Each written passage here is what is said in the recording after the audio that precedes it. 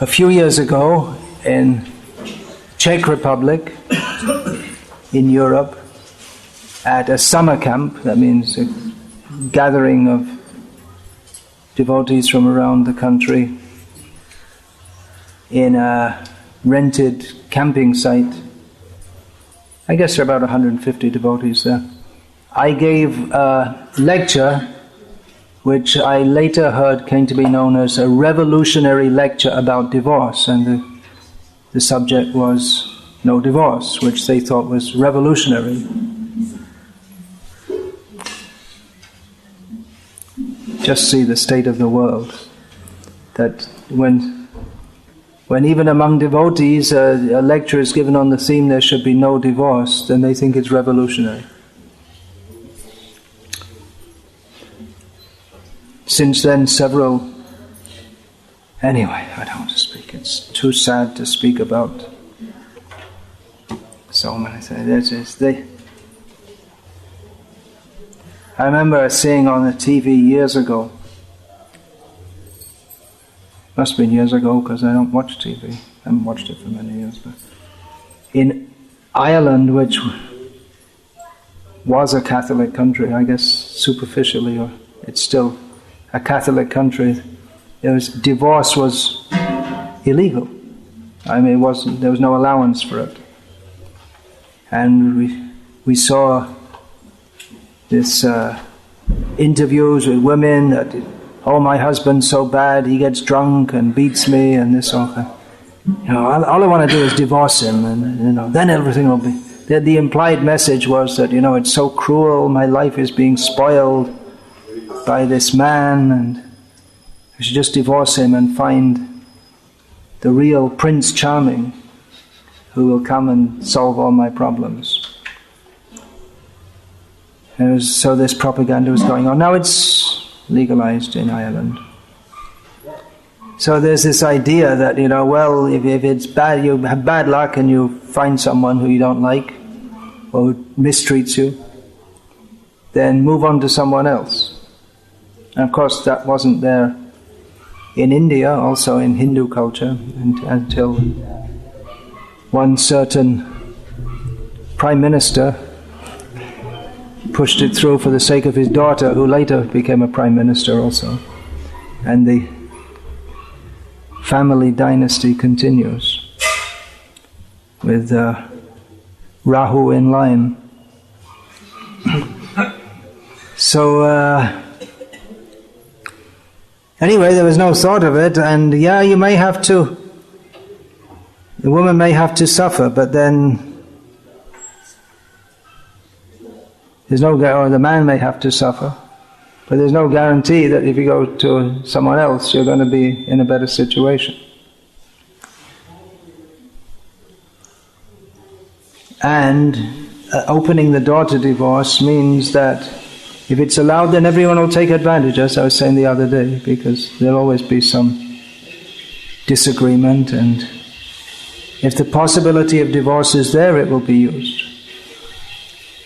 So Srila Prabhupada spoke, I was saying that I gave this what was called a revolutionary class. Srila Prabhupada was revolutionary.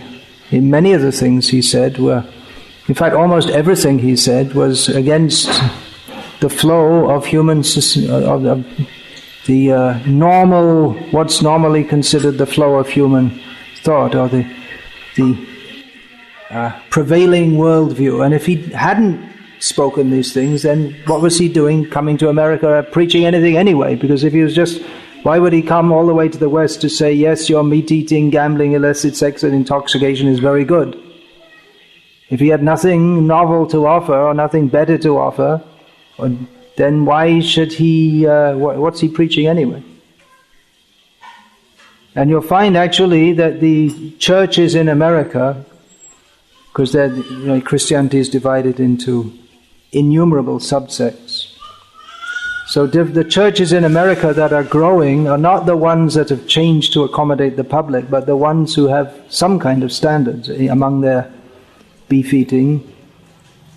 Because people, if you just go to the church and they say, be nice, be good, and everything's all opinions are as good as each other, then what do I have to come here to hear this for? That's what I got on TV, that's what I get everywhere, there's nothing special here. But the churches that say that you have to go to church on Sunday, and you have to believe the Bible, and you have to believe that if you're only in, people in our sect go to heaven and everyone else goes to hell, and some more restrictions, no drinking, at least not more than 23 hours a day, or some restrictions should be. Those that give some restrictions, they're the ones that grow, because people feel that, well, there's something substantial here.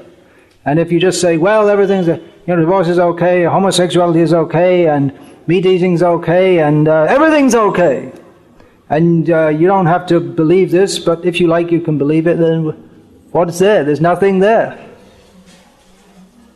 So there's an idea that if you just just allow everyone, just be liberal and allow everyone to do whatever they like, and then we'll get many followers. But you won't, because there's nothing to follow. Or even if you do get such followers, just like there's so many bogus gurus particularly in India, as it's the homeland of gurus. But they have many superficial followers, but there's nothing to follow. So there's no meaning to it anyway. So Srila Prabhupada, he spoke against almost everything that modern society stands for and believes in. Not just to be a maverick, which means someone who makes a nuisance of themselves just for the hell of it, but because he wanted to present the actual truth, which is valuable for all of human society, to give actual direction about how to live in a manner that people may achieve the actual goal of life. And because the modern society fits this description, pravriting cha nivriting cha janana vidurasuraha, he had to speak against it. It necessitated, okay, I'm going to smile, everyone who wants to take a photo, please take it, and then stop.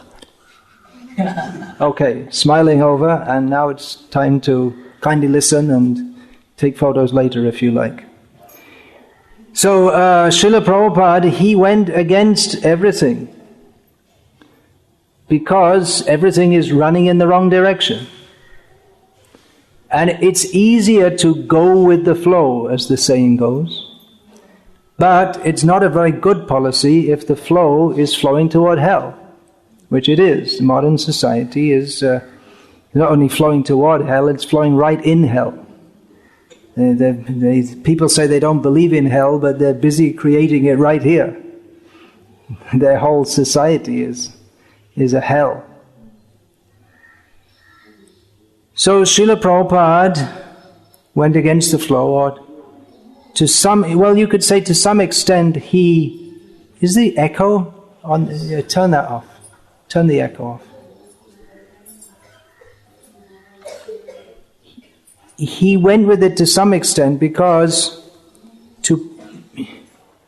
preaching means that you have to make some connection with people and then bring them, or attempt to bring them from the point they're at to the desired point.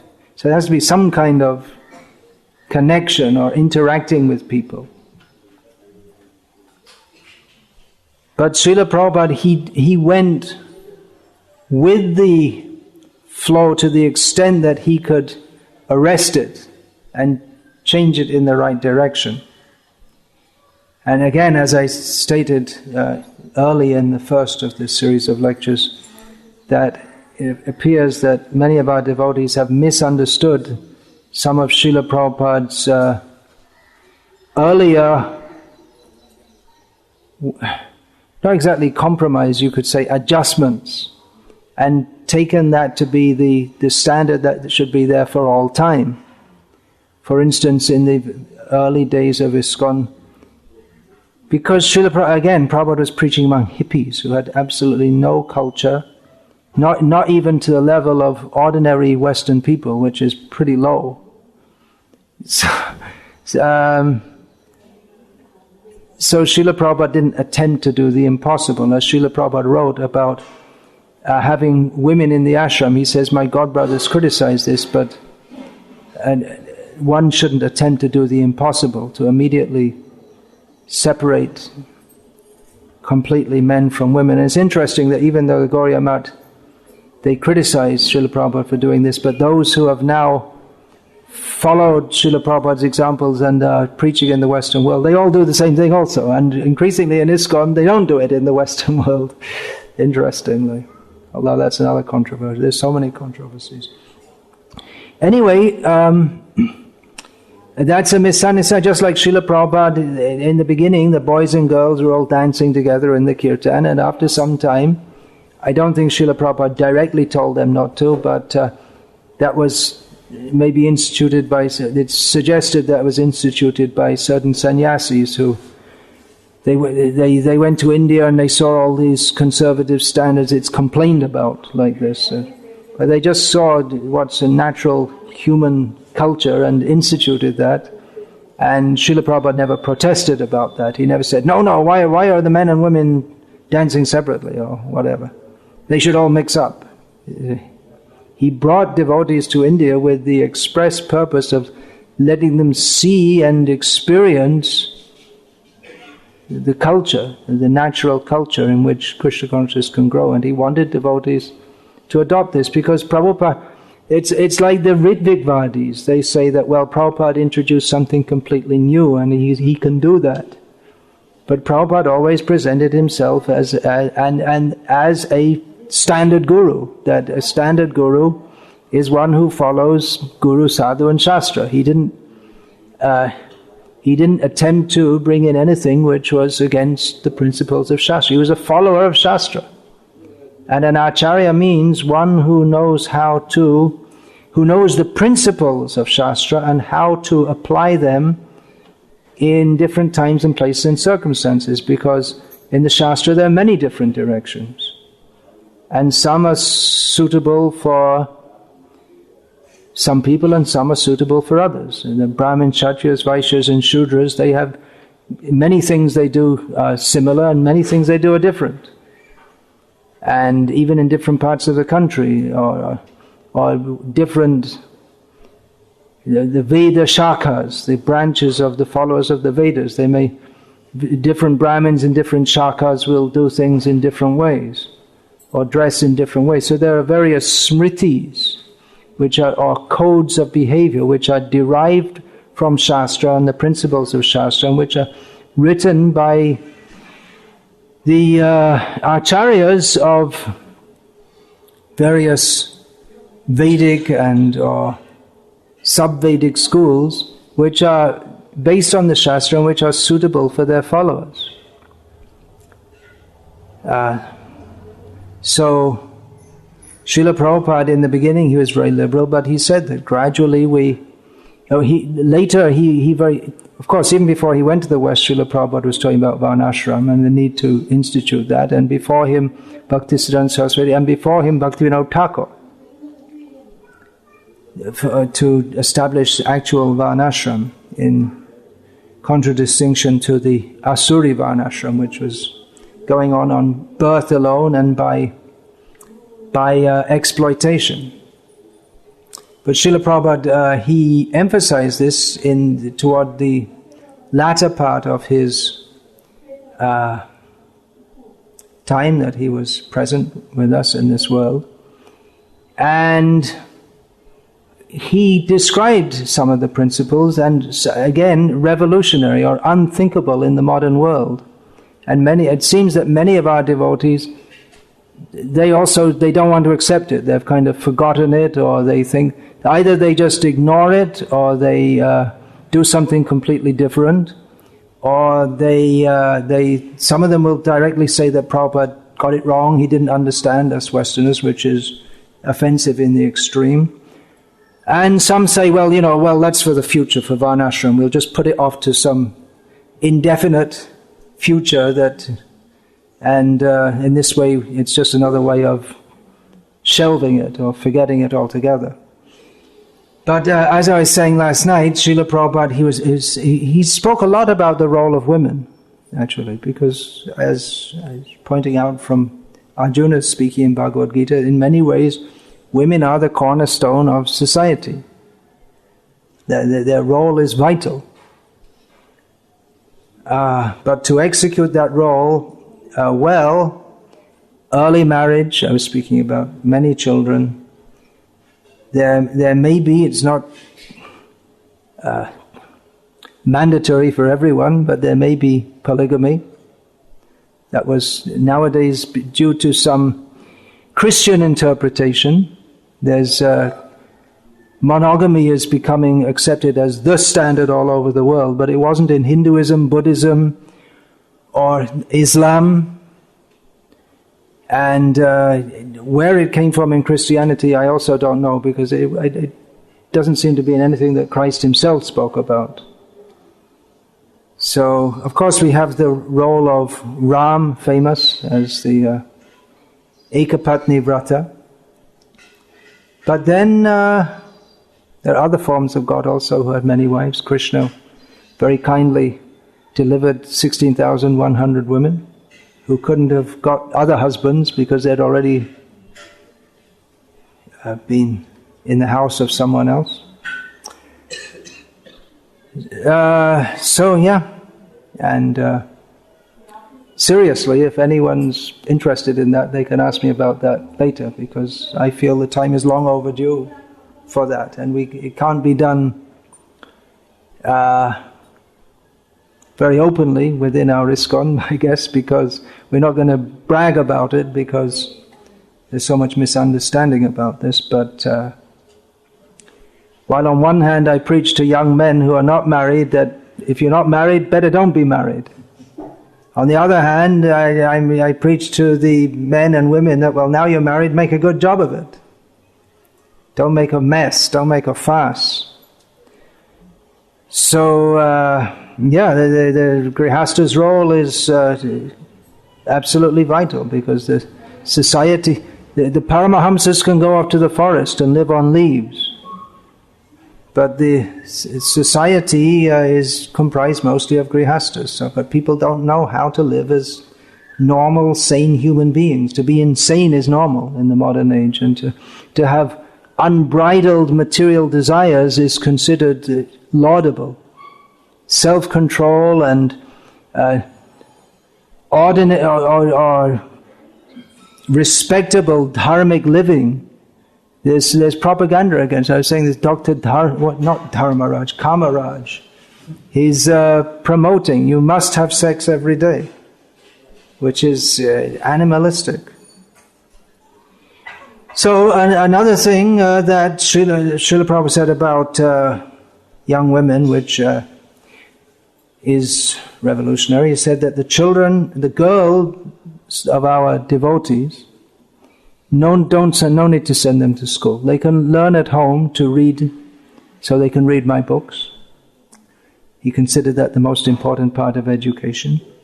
And they can learn how to, he said two things. They should learn chastity and how to cook very nicely. These two things. And Prabhupada said, if any girls are taught by this, you can listen to it. It's available on the recording. I will personally arrange their marriage to a first-class boy. Prabhupada said that. But just the opposite nowadays, girls, they don't know how to cook. Maybe they can put some rice in the rice cooker and not spoil it. And chastity, it's a joke. I think it's just a joke, that's all. But then the last laugh is on them, the joke's on them. Because, like as I was saying, no one cares for them, no one loves them. And you'll find so many young women, they're in the college, they have their boyfriend, and they're being used regularly by the boyfriend, and then he just says, well, okay, thanks, I was good while I was at college. Well, you're not going to marry me? No. And there's no sex before marriage means there's no commitment, no response. Marriage means there's a commitment. Now you have to take charge and look after. Responsibility. You're responsible to your family, to your caste, to the whole society. But then animalistic, just mix and enjoy, and then you're left with you lost your virginity, your respectability, and you got absolutely nothing in return except for a little flirtatious enjoyment. So Srila Prabhupada said that, and it's no doubt very difficult, not only for the girls, but for many men to accept. They think, oh, I have to make my daughter a MP or a space pilot or something like, what are they called? Astronaut. Now India has there's no Rashtrapati, there's a Rashtrapatni. So, what does that mean? How can be the wife of the Rashtra? So there's my daughter should get ahead and all this kind of thing. But Srila Prabhupada's ideas were very different. And as I said, as Prabhupada himself represented, it's not his ideas, they're all Krishna's ideas. Prabhupada, he recognized that among his female disciples especially, it was often difficult to accept these things. He knew that, and that he didn't force them to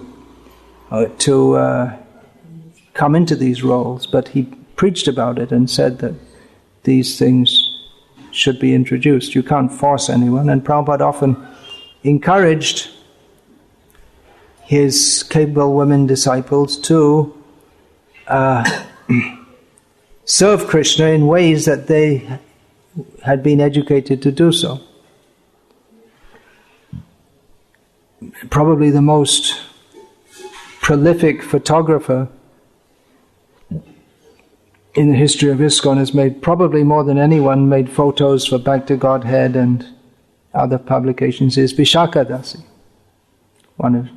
who's married to Yaduba, who's a cinematographer.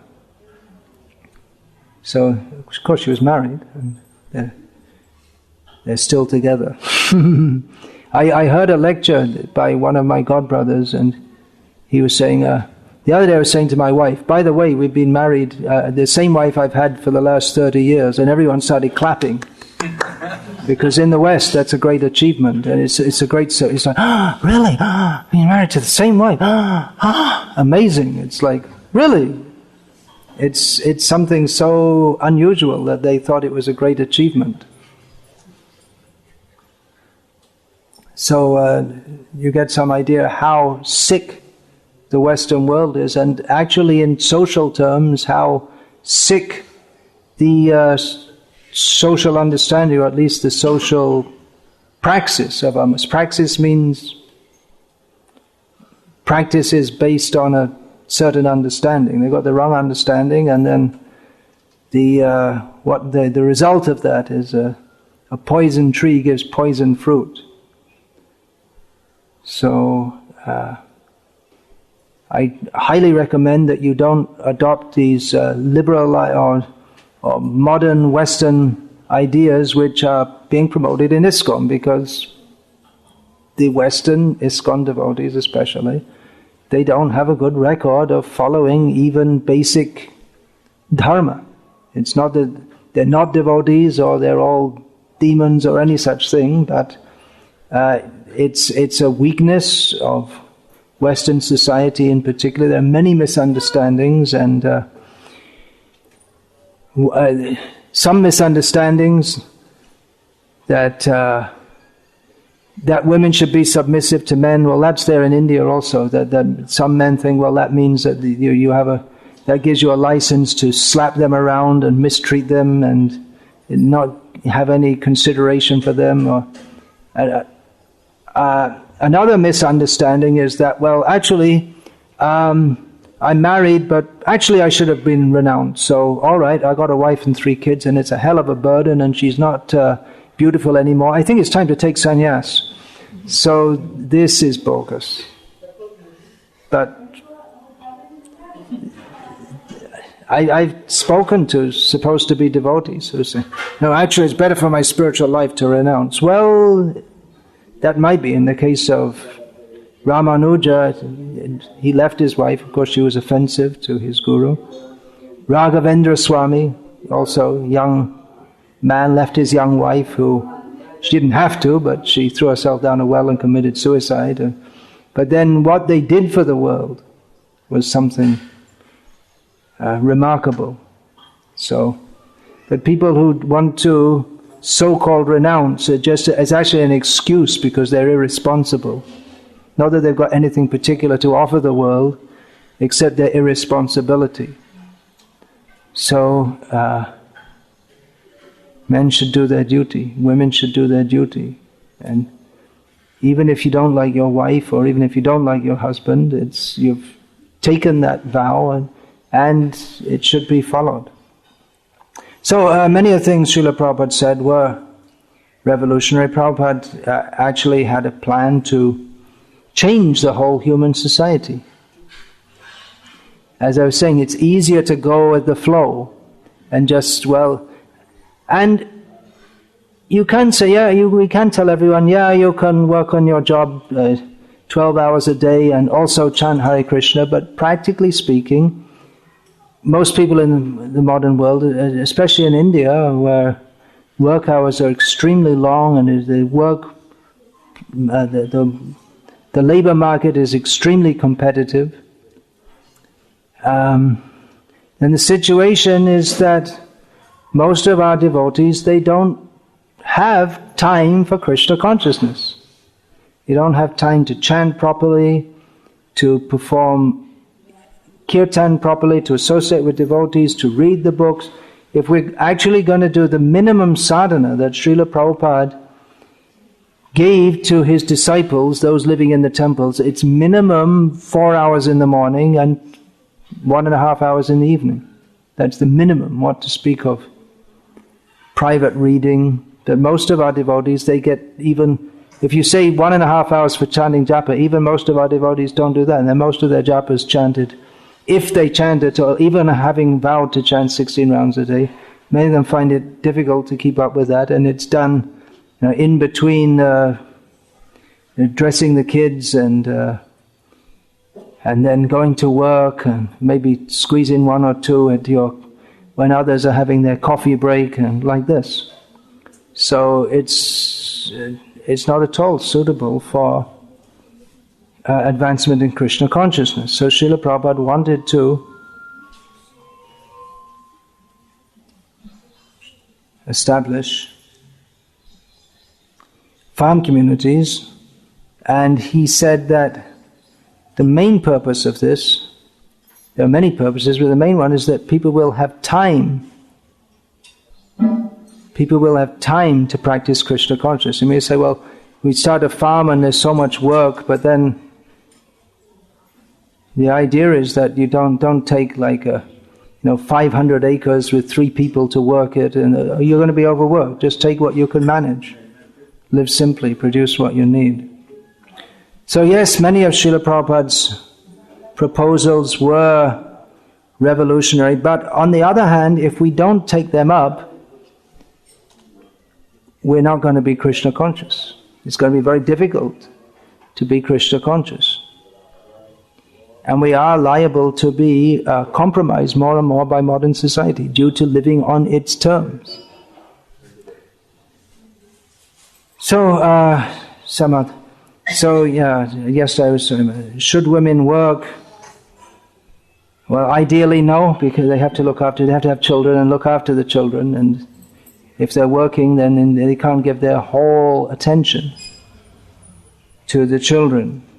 So, economically they can contribute also, just like we find that in traditional families, women, if there are many of them in the home, then they're not every one of them is fully looking after the kids all the time. Kids may be running around and there are a few women, and they may also do weaving or basket making, or at home they can, and also helping in the fields. And there are different castes also. The Brahmins, their wives will, it depends what the Brahmins are doing, but the traditional Brahmins, they had a lot of, doing puja was a big job. So the wives would help with that. Or the Vedic Brahmanas, they'd perform yajna at home 3 times a day, and the wife has to help with that. So they were busy in various ways also. We see Draupadi, the wife of kings. She was managing the whole household, it was a palace, managing the whole palace, which is like managing a company or something, with people coming and going all the time, and appointments, and feeding everyone at all different times, and it was a major job. So it's not that women don't have any economic contribution to make, but it's best done from the home, because if you're out at the office all day, then you spend more time the woman spends more time with men who she's not married to than with her husband. And she may get to like them more, which often happens, because she comes home harassed from a day's work, and he comes home, and then they in the nuclear family means nuclear explosion so many times. And but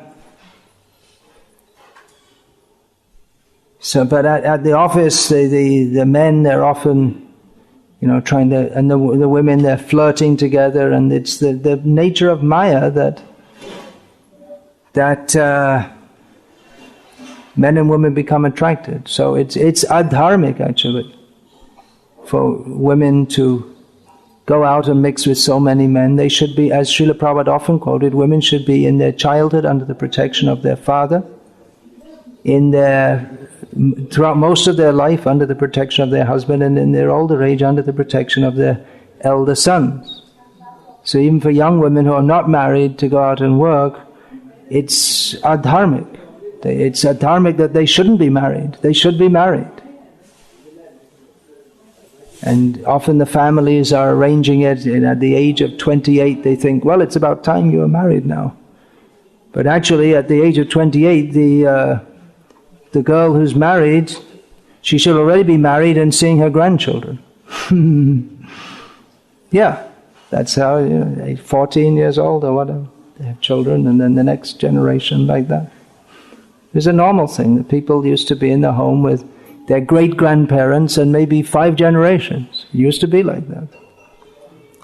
But times have changed now. But according to Manu, if the father has not arranged after maturation, if after the second menstruation, if the father has not arranged a husband, she can find her own. So women searching for their own husband, in one sense, is not so bad. It's not good, it should be arranged by the parents, but if the father fails in his duty to do so, at a young age, then, according to Manu, in that unusual circumstance, then the wife, or the not wife, can become a wife by her own searching, but that's not a very good system. We find that Srila Prabhupada said his sister was 11 years old, and his mother said to to Prabhupada's father that if you don't get her married quick, I'm going to go drown myself in the Ganga. They were very serious. 11 and she's not married, it's terrible. It's a fact. It's adharmic. There may have been some case, like we see among the Kshatriyas, that I'm not exactly sure at what age they had their Swayamvar, but Rukmini, when she was being married, the marriage was supposed to be to Shishupal, as you all know, but something happened which meant that she didn't marry Shishupal. But all the kings who had come for the wedding, she was so beautiful that they all fell off their horses and all this kind of thing. So,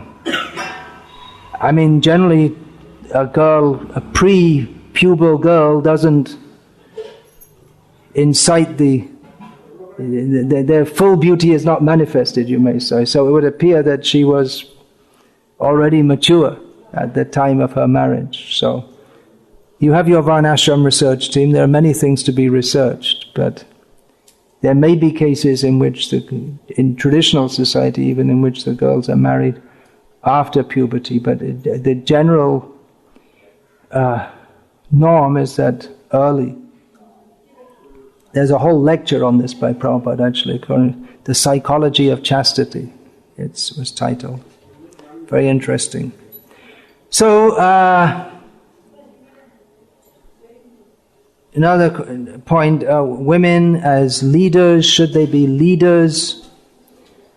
Well, in one sense they are, and gurus, women are the first guru. Mother is the first guru, considered the first guru. Not a guru in exactly the same way as one's spiritual guru,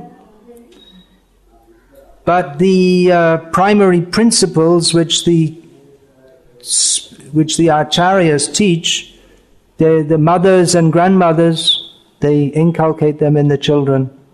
The children learn stories of Rama and Krishna from the mothers and grandmothers, right? Traditionally. And apart from that, just how basically to behave. The women, by being very chaste and submissive to their husbands, teach the children how to respect superiors. Privately, she may disagree with the husband, but in front of the children or in front of anyone else, she shouldn't argue with him or disagree with him. It sets a very bad example for the children. Even one generation ago in India, the children, they were so sweet and so nice because they were trained like that.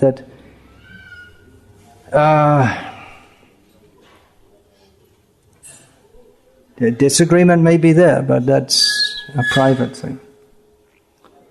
So, as leaders, Srila Prabhupada, he wasn't in favor of that, and the culture generally hasn't promoted that. Srila Prabhupada, when he had an appointment to meet Indira Gandhi, and he had a list of proposals for her. One of them was to make Sanjay the king, and Indira the queen mother or something like that. So he didn't like the idea of Indira Gandhi being the leader. He wanted to make Sanjay, who was the king. He proposed that there should be Indira later became infamous for her emergency and the rule that she imposed. But actually Prabhupada was in favor of that, just that it should be or Sanjay should do it. And actually in many ways, so I'm told, I came to India just after the emergency. I came to stay, but in many ways things were better. There was law and order, and the trains ran on time, which has never happened since. And it's just like when I was in I remember I was in Bangladesh, and they would go through periods of military dictatorship and democracy, and it's much better actually in many ways during the military dictatorship, because there was law and order. There were no riots, and at least you knew who was in charge of the country, and there wasn't constant political turmoil. In many ways, it was better. And then they either would assassinate the military ruler or arrest him for corruption or something like this. But maybe it's better to have one corrupt ruler than to have 500. And then the whole... Anyway, it's not good to have any corrupt rulers. But then the head of the country, they should have some wealth also. They shouldn't be... It's not like the communistic idea that the head of the country lives in a little hut like the factory workers. They should have some... Prabhupada said that, the kings, they should have a big palace and show some opulence. And in this way, the kings, they maintain culture. But they are cultured themselves, and they protect the people, and they need to have a lot of opulence, both for their own psychological need, you could say, and so that people respect. Here is a king. And kings were not just, in the modern age, some peanut farmer gets some votes, or some second-rate movie actor, and they become the head of the most powerful country in the world. The peanut farmer was Jimmy Carter. And the second-rate movie actor means Ronald Reagan. He was a movie actor, but not even a very good one. Well, he acted well enough to fool all the people of America that he was fit to be. But But the Vedic system is better, that someone is trained from the beginning of life how to run a state. Where not that someone, he's a peanut farmer and he thinks, well, how about being the President of America? And they have no qualification, no training, and all of a sudden they're in this post. So the Vedic system is to train people from the beginning. Like I say, you have your education, but at the end of 20 years of education, you still might not have a vocation. And you still don't know what it is. Or you may be doing something, in many cases people, they get trained to do something they don't really want to do, but they do it because it brings in money. Mostly people are going to be doctors, and if not doctors, then engineers. And they may not want to do that, but it's just they're pushed into that because they'll think they'll get more money. So you spend your whole life doing something you don't like. Whereas in the Vedic system, you're trained from the beginning to do something which is naturally in accord with your psychophysical propensities. Just like women, believe it or not, maybe the whole society will wake up to this amazing discovery at some point in time that it's natural for women to have children. And that it's natural for women to like having children. And instead of training them not to have children, just have as few as you can, and work like an ass in the marketplace, they might actually encourage them to have children. It'll probably be too late when they do that, because what's already happening in Europe is that because the native people don't have children, or they don't, then they bring in Muslims from Africa and Turkey and different places to do all the jobs like cleaning the toilets, which the high-class European people don't want to do, and all of a sudden they find that the Muslims are breeding like anything, while the Europeans are not breeding, and they think within 2 generations the majority population will be Muslim. And I guess if you're a Muslim, you'll think that's a good thing, but it actually, they stop breeding, or the hum do hamare ek, or even hum do hamare do, means that the population is going to go down. And then whatever your civilization is, it's going to be overtaken by some other group of people. So it's actually a demographic disaster. But they want to enjoy, why should I have children? Let someone else have children. So they made it in Russia now. They're paying the women they give them special benefits to have more children. But it's difficult for them to do it because they see many parts of the country are being overrun by Chinese and Muslims, and which they don't want. But they can't come out openly and say that actually we just want Russians. So that will happen also. That's happening in India also. While all the so-called high class, or most of the Hindus, they go along with hum do, hamare do, but there are others who it's hum do, or sometimes teen char panch, and then hamare kitna hai, das gara bara, or kal tera hoga. So, you can't keep a count on them. So, women's natural place is in the home, and as leaders of society, why do they even want to do that anyway? I mean, I guess everyone in this material world has got the controlling propensity. So women, they can execute that very nicely with children. When they want to control everyone else, it becomes, pretty intolerable. This trying to control everyone. Have children and control your children, and then be happy with that. Otherwise, as I say,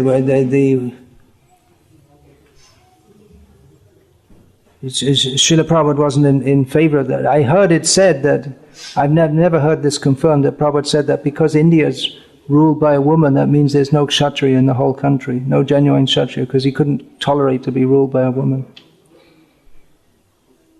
And traditionally, of course, well, that's another point, because of the whole machine age and technological age, the traditional society and the norms and usages of traditional society have been undermined. So traditionally, there would have to be men as leaders. The Kshatriyas, they weren't just we sometimes we say Kshatriyas are managers and administrators, but principally they're fighters. They have to be able to fight. They have to be able to go in the forest with a sword and kill a tiger, and not a drugged up tiger, but a real live, powerful tiger. So they have to be fearless. They have to be real men.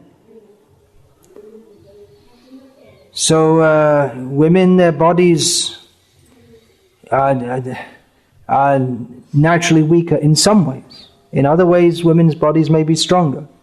Having children is it's a great physical strain, which leaves the woman exhausted for some time. It's another reason why women need protecting, because they need to look after the children need protecting, and after they give birth, then they may be very weak, sometimes for weeks afterwards. So, better that women stick to their natural role, and men stick to their natural roles. Women, they're leaders in many ways. As I was saying, superficially the man may be the head of the home, but practically the women are. But that leading is in a more subtle way. The modern idea is that women should be out there and show your manliness, or what was that? Sorry, show that you're a real man. But feminine qualities are subtle, and in this way they get, as Prabhupada pointed out, if the woman serves her husband, she gets, just by being nice to him, he has to work, and she gets everything she wants. So it's actually a much better deal. Without having to go out and work, you get what you want just by being nice to the husband. If the husband and wife, if they're both grumpy, he comes home from work and of course, if people are working according to their actual psychophysical propensities, they won't come home all grumpy. Or in traditional life, just like the man, for instance, if he's a shopkeeper, he'll open his shop at 10 o'clock and there's no like heavy business, and people come and maybe look at the cloth a bit, sell a little, and then they close the shop again at midday, and then go home, take lunch, take a little rest, go in the evening. That was how the shops used to be. Now they open early and close late, and the shops it's like heavy pressure, competition with other shops, and so.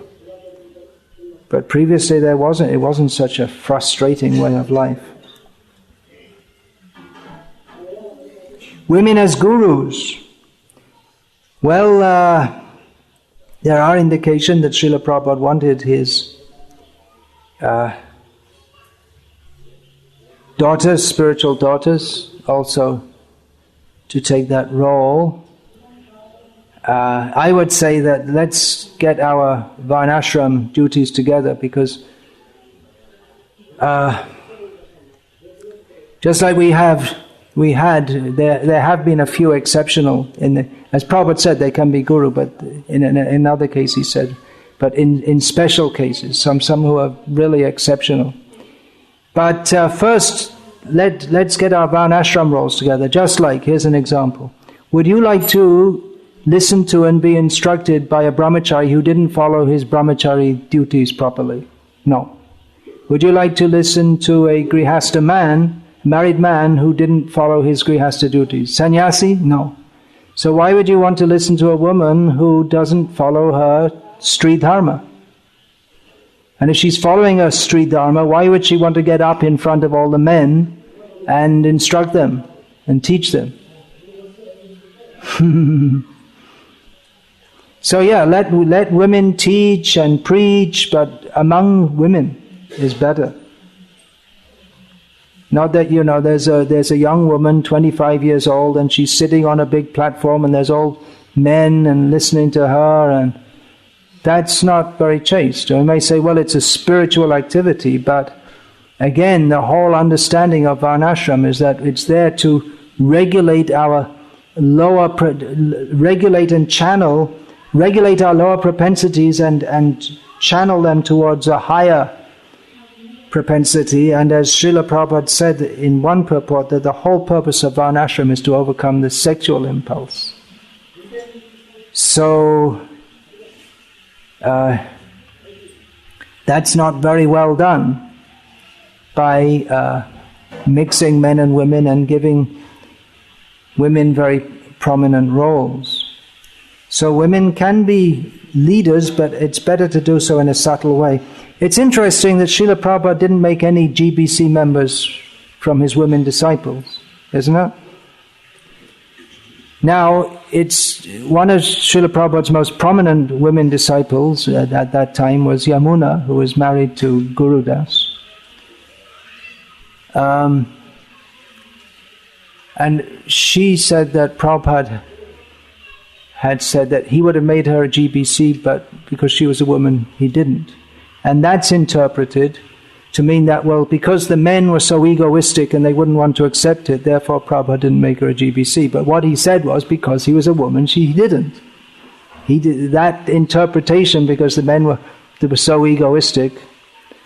And now we're more enlightened, so now we should have women GBCs. That's the logic, because Prabhupada's followers at that time were the men were all so stupid and egoistic, and now we're more enlightened. So now we should have women GPCs. But practically he didn't. And Prabhupada didn't make women temple presidents either. Except in one case, I think it was in 1968 or something.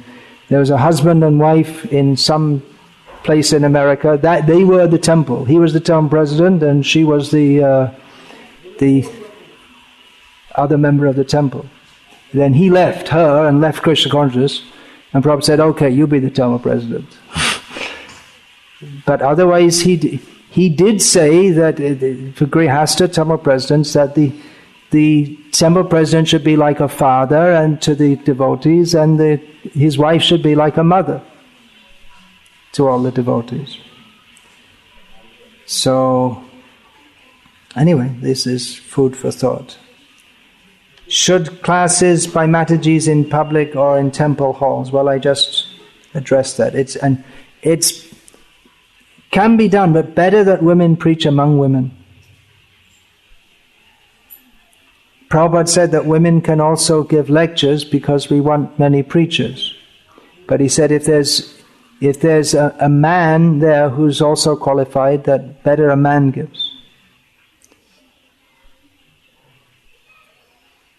Kirtan also, again, you see in many spiritual or religious Hindu institutions or whatever, that they're separate Mahila satsangs.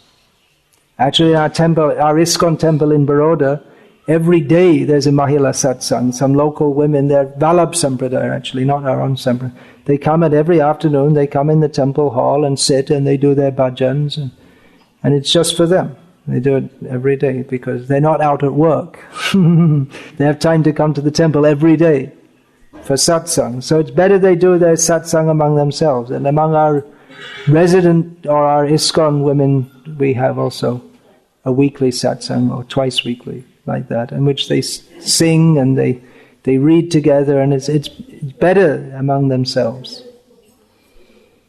So we can also have that, women's satsangs, rather than maybe women leading kirtans, maybe among grihastas, if they all feel comfortable with that, but maybe better not also. Like I say, traditionally, well, I wouldn't say traditionally, I guess there are more conservative strains of Hinduism and less conservative strains also, but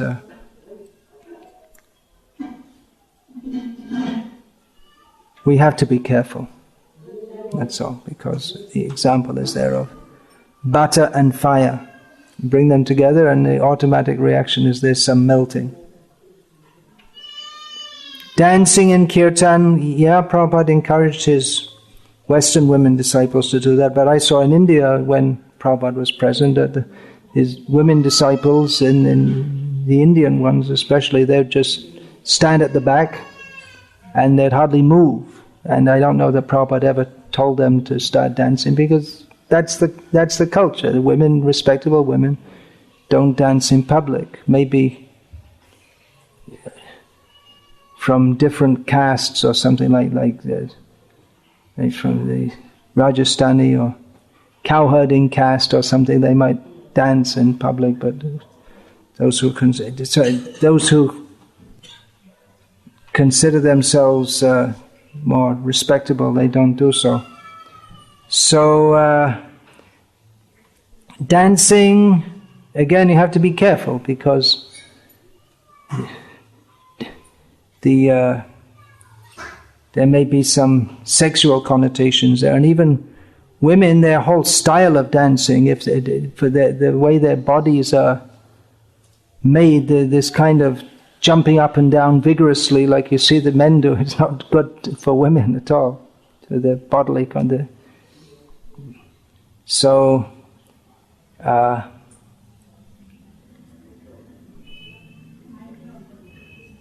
again, I'd suggest separate satsangs. And definitely, I mean, when you see a young woman dancing vigorously at the front of the temple in front of all the men, then you know there's something wrong. So dancing, I would say, if they're going to do it, better toward the back. Actually, Prabhupada in Los Angeles, he said that men and women, they can be men on one side, women on the other side, and we often see that in the temples. But in Los Angeles, he arranged that the women would be on top. There was like a platform on top, and the women can go on top at the back, and then they have a nice darshan, but they don't want to go. Prabhupada said they'll be dancing on the men's heads. Like a completely separate arrangement, separate entrances. But even though it's well known that Prabhupada said to do that, they don't want to do it. And they don't. And in Vrindavan also, there was a separate arrangement made for the women at Prabhupada's Samadhi to go on top. They won't go. And there's tiny little space, and the men and women are all cramped close to each other. So, better they have their own space, and then when and dance separately, if they're going to dance. Menstruation rules. Well, often women ask me about that, and I tell them, just in India, just do what your grandmother would have done. That's all. You know, nowadays, because they have to go to work, they go to work, and but the traditional system is that they would stop all activities. I guess unless they're lactating. But they'd stop all activities and go to a separate little house. One devotee told me that when he told a Western woman about this, Western devotee said, "Oh, what a wonderful idea. 3 or 4 days, just, take a break. Very good idea, and just be peaceful." So actually it is good, because women do have intense lives. From early in the morning until late at night they're serving, and it may be throughout the night if they have young children also. So, and menstruation is, it's difficult. I mean, I haven't personally experienced it in this life, but I understand, from what I can understand, it may be physically painful, and mentally it's also in modern terms that would be explained in terms of hormonal disturbances. So it's a difficult time, and the traditional system is that women are isolated, and apart from that, there's so many germs floating around. So they shouldn't cook or anything like this, or even touch people, and it's considered inauspicious even to see them. Of course, if a woman is a Vaishnava, it's always auspicious, but still there are some, again, we're talking, it's the interaction of the social and the spiritual, and as long as we're in this world, we have to follow some social norms. Now, in one letter, Prabhupada was asked about women serving the deities during their menstrual period, and he said, according to the Smarta Vidhi is not allowed, but according to the Goswami Vidhi it is allowed, and the deity worship should not be stopped. So That's the main point. The deity worship shouldn't be stopped. It's just like if you're worshipping deities and someone in the family dies, well, according to Smarta Vidhi, there's no more deity worship. But then the Vaishnavas have a different understanding. The deity is Krishna, so you don't stop worshipping him, or you don't stop feeding him. That has to go on, even if you're in the Ashoch period. So similarly, if there's no one else to do that, then it's not that everyone in the home starves for 3, 4, 5 days. Again, in the traditional system, there are many women, and if 1 or 2 are not feeling well, as the euphemism goes, then there's always others to cover up, so the cooking never stops. The deity worship never stops. The deity worship at home, the women may also perform or help with that. But in modern life, defect number 20,300,403. There's so many. Everything in modern life is so militates against all sanity, because you have the nuclear family, and then all the burdens on one woman. And so, the deity worship should go on, and the cooking should go on, but it's not a good standard. It's just like you don't cook for the deities or cook for anyone if you pass stool. So menstruation, something like that. It's like you're constantly it's contaminated because of the menstrual flow. So obviously it's better not to do these things.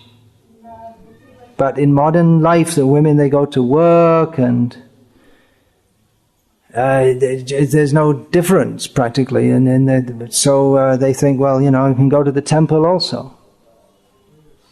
But again, I would say, do what your grandmother and your great-grandmother and your great-great-grandmother and all the way back to Draupadi and beyond, what they did.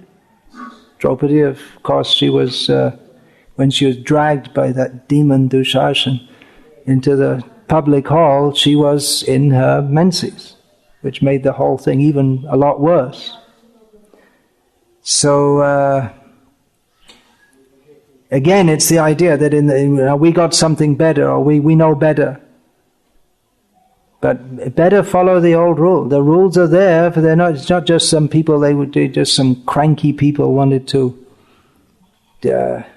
make some stupid rule, but there was a purpose for that. Very good purpose. Another thing is, another reason why women need protection, I forgot to mention this before, is apart from menstruation being a difficult period every month, every month unless they're pregnant, of course, is menopause, which is usually a very difficult, again, it's in modern terms that would be explained as massive hormonal changes, and it can be very difficult for the woman, and that over a period of several years, and it can be very difficult for the women she's around too, because she's being difficult, and but if she's not trained to be submissive, polite, respectful, then during menopause she could be very nasty actually, and because like that the mind becomes very disturbed.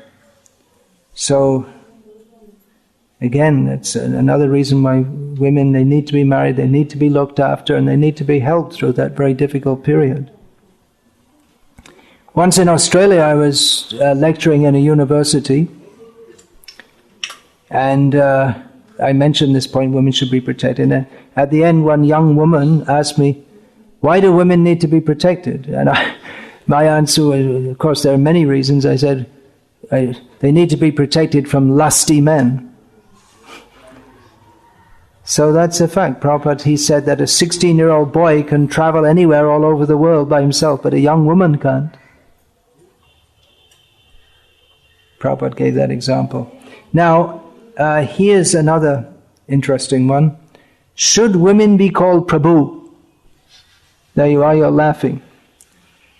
Last year, I think it was last year, in Russia, one thing in Russia, we have quite a lot of devotees there, but they're mostly, in many ways, they're cut off from the rest of ISKCON, which functions through the English language. There's not much English in Russia. Most people speak Russian and maybe a local language like Tatar or like there are many local languages also. So when I said that in the Western countries that it's become the norm among many devotees to call women Prabhu, the whole room, there's about 120 devotees there, men and women, they just spontaneously started laughing. They just thought it was so funny. But at the GBC level, you'll see the GBC minutes, they refer to so-and-so Prabhu, and it's a female. Again, this is coming from modern feminism. The idea is that, well, men and women, we're all equal on the spiritual platform, so everyone should be called Prabhu. And there's one letter from Prabhupada in which he says that all Vaishnavas should be addressed as Prabhu. So Prabhupada said all Vaishnavas. So women are also Vaishnavas. So but it's strange. It's like, well, my response to this is that, well, actually, if you say we're all on the spiritual platform and then women should also be called Prabhu, if you want to get really spiritual and consider, we're not the bodies anyway, we're all spirit soul, and spirit soul is Prakriti. So instead of referring to Radha Prabhu, it's better to refer to Sridhar Mataji. Just call everyone Mata. If you really want to make everyone equal on the spiritual platform, then call everyone Mataji. Of course, there are many instructions from Prabhupada also that all women should be addressed as mother. So that qualifies the statement that all Vaishnavas should be addressed as Prabhu. You say, well, you're seeing the body. You see, you're not seeing the Vaishnav. But yeah, we are supposed to see the body. We are supposed to see a difference. It's stated in Shastra that as long as one has material attachment, he should continue to act in terms of varnashram. And even great acharyas who are beyond the platform of varnashram, they act on the platform of varnashram to teach others. That's why Bhaktisiddhanta Saraswati took sannyas. He was leading, in many ways, a more renounced life than before he took sannyas. But after he took sannyas, he had big buildings and big institution and fancy clothes. Before, he was living like Gaura Das Babaji. But to institute varnashram, he came down to the platform of sannyas to teach others how to live. And some, like Gaura Das Babaji Maharaj, they're also like very, they don't follow, they're avadhuts, they don't follow any rules or regulations, but even they follow the regulation of not mixing intimately with women. That one thing. They may not follow any strict sadhana. Gaura Das Babaji Maharaj didn't have counting beads. Vangshidas, he didn't chant any rounds. They didn't mix with women. Gaura was very strict about this, especially.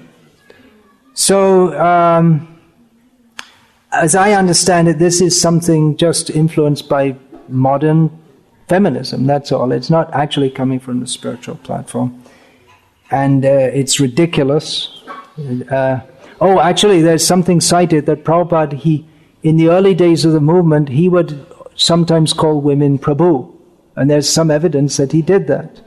Now, my understanding of this is, again, Prabhupada, in the beginning, he just gave what he could of Krishna consciousness to people absolutely ignorant. How ignorant was when, in the first temple, which was, or the first center of ISKCON, which is at 26 Second Avenue in Manhattan, some of his early followers, they went out and they bought different pictures from an Indian shop. And in those days, you wouldn't get pictures like this everywhere and anywhere. To get some print from Brijpasi Prints in Mathura, or there's another one in Chennai, Madras. There were two main companies which made pictures of demigods, huh? It may be, yeah. So, to get a picture from India was something very rare and special. So without telling Prabhupada once, they decorated the whole temple with all pictures, and Prabhupada, he was very pleased to see, and he said, this is good, this isn't good, like this. And then it came to a picture of Hanuman.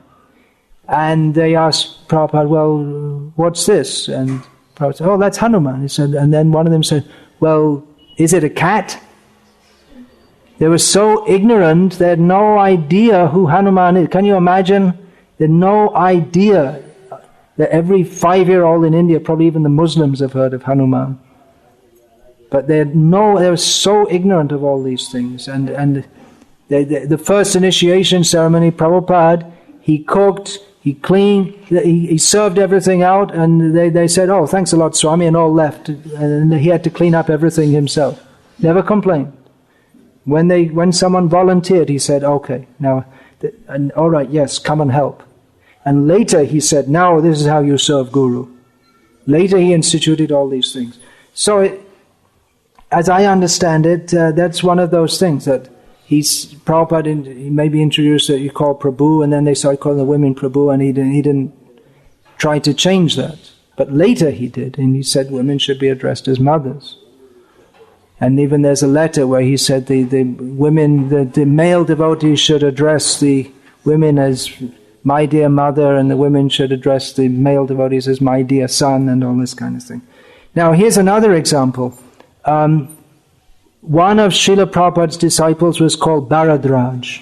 You've heard the name Bharadraj, right? Bharadraj. Really? You've heard the name Bharadraj? I've heard Kirtans also. But you know that name, it's a well-known name in India, right? Bharadraj? There's a whole Gotra, Bharadraj? No, there isn't, it's Bharadvaj. But Prabhupada's disciple, he gave the name to one disciple, Bharadvaj. But they all misunderstood it as Bharadraj. They heard the word Raj before. Prabhupada went along with it. He didn't always try to change everything immediately.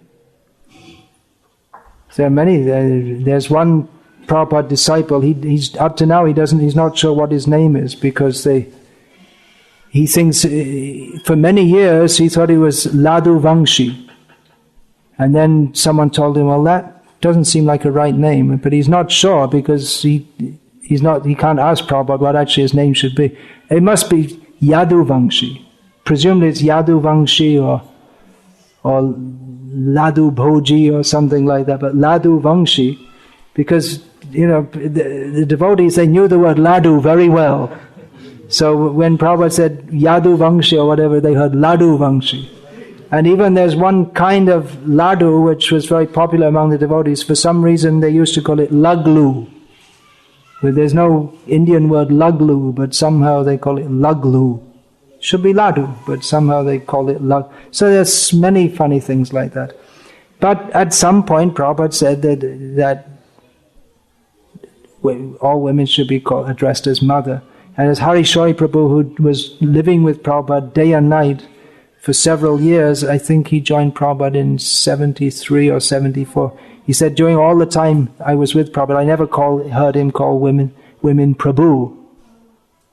It was always Mata or mother like this. So, but in the Western countries, among our devotees, they're insisting. No, some of them, many of them, they just take it as normal. New people who are joining, you call all the women Prabhu.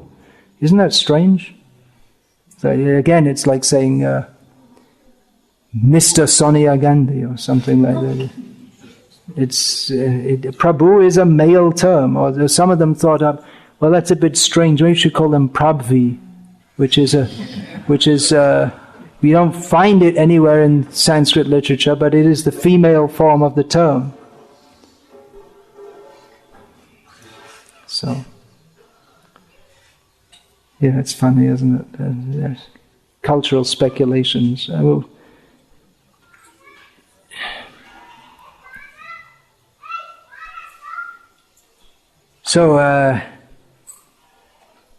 Better to stick to the old culture as far as possible. It may be difficult, and there are many other points, how women should dress and how they should interact. I mean, talking about interaction, traditionally in any public event like this is a public or semi-public event, then the men and the women, they wouldn't see each other. Did any older people see that? They would have the chick, it's called in Bengali or Hindi, chick. It's like a bamboo screen. You've heard of that? Bhaktisiddhanta Saraswati, he gave Harinam to one of his young female disciples. He didn't see her. He gave it through behind a bamboo screen. I saw a description of the Vaidyas. They used to take the pulse of women patients from behind a screen using a thin cotton thread. They'd tie it around the wrist, and they wouldn't see them. They were so strict, and they think I'm being strict. They have no idea. Oh, okay, I'm almost ready for questions, so you can be ready. If you'd like to write down, that would be better. Then you can say what you want to say without being embarrassed also. I'm open. I don't mind. You can challenge or whatever, or agree, disagree. We can discuss it according to Guru, Sadhu and Shastra. Just one little anecdote. There are many actually I could say. But one of my female disciples in Bosnia, which is a Muslim-dominated country in Europe, which was prominent in the world news about 15 years ago because there was it was a war. There was a full-fledged civil war going on there. So she's from a Muslim family, and I think her father died a long time ago, or divorced. I don't know exactly. I can't remember. But her mother's a devotee. Her mother died recently. She was also an initiate devotee, and her sister's a devotee. But she opted to marry a Muslim man who's because he's quite open to her being a devotee. He's not fanatical Muslim, and he's very nice actually. I met him a few times. But she thought that if I marry a Muslim man, you're more likely to get a steady husband than if I marry a devotee.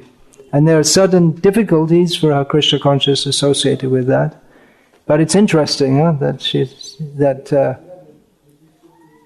she thought that. I mean, in that sense, the Islamic culture is, at least she considered that should have a better chance than with a devotee. Of course, Islam also has a lot of social problems internally, but they do have many of the ideas right also, even though, well, again, these are controversial points. But she's at home, she's qualified as an architect, and she works at home also. Her husband's also an architect. She has children. But for her preaching, she writes a little blog in her own language, explaining her life as a devotee, and just, simple things, because she lives a fairly simple life. It's nothing extraordinary to be a housewife in Bosnia. But she's got a lot of appreciation from that from Muslim girls who appreciate that this is her religious commitment and her family commitment, and how she's putting the two together. They appreciate that. So, and she's made friendship with several Muslim girls through this, and they appreciate that this is a good religious process in which the women live very respectfully and they're very religious in that particular environment. Although the Muslim girls in Bosnia, now Bosnia is part of the European Union, or is about to become, and they don't have to. They can also be as loose as they like. That's encouraged. But